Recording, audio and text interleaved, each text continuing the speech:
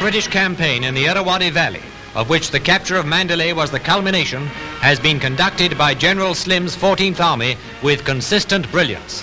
The enemy was outguessed and outmaneuvered at every turn. That's how the contemporary newsreels of the time reported Bill Slim's increasing success in Burma in May 1945.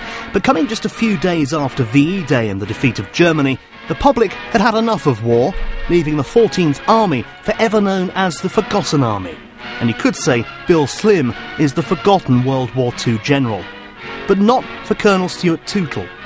He made the vital and crucial difference by his personal presence and command in Burma from 1942 as a Corps Commander and then through 43 and 44 as a 14th Army Commander.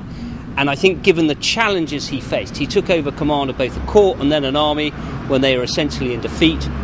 It was an army that was demoralised, they had a myth that the Japanese were invincible, and he turned that all around in the most difficult conditions of disease, a multinational force of Indians, Gurkhas, African and British soldiers, none of whom could speak the same language, and also he had some very difficult senior commanders in terms of Alexander and Wavell, and despite all of that, he managed to achieve, by the way he commanded and led his troops, turning defeat into victory. Bill Slim's army career was far from traditional. After spending time as a clerk and primary school teacher, he joined his local officer training corps, and this peacetime experience qualified him to commission into the army as a second lieutenant at the start of the Great War. A full-time commission obtained, and in 1919 he transferred to the British Indian Army and began his association with the Far East. Yet it was his experiences in the trenches which many believe made the man.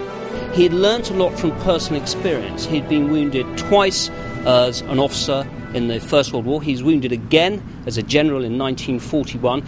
But I think crucially, apart from his humility, it was also his ability to learn from his mistakes. He learnt about the coordination of air power, the proper use of armour, and vitally to be decisive and take bold manoeuvre.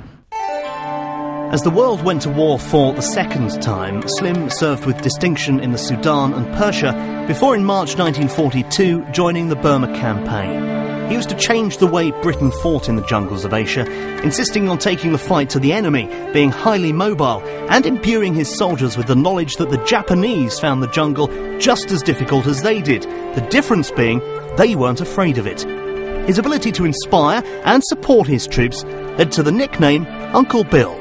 Bill Slim spent a third of almost every day talking to the units he commanded. So he would go out, and if he wasn't speaking to just the officers and the NCOs, he would stand on his jeep and he would talk to the soldiers. And it wasn't for nothing that he was known as Uncle Bill. And I think the greatest thing is he also had the humility to realise that his soldiers and people matter. Slim retired from the army in 1948, but was back a few months later as Field Marshal. This humble man will most be remembered for turning defeat into victory in the jungles of Burma and being a liked and trusted friend as well as commander to his troops. The Allied victory was celebrated at a ceremony in Fort Dufferin, presided over by General Slim. The Japanese marched into Mandalay on May the 1st, 1942. Just 3 years later, the Union Jack once more floated over the city, and Mandalay had become another milestone on the road to Japanese defeat.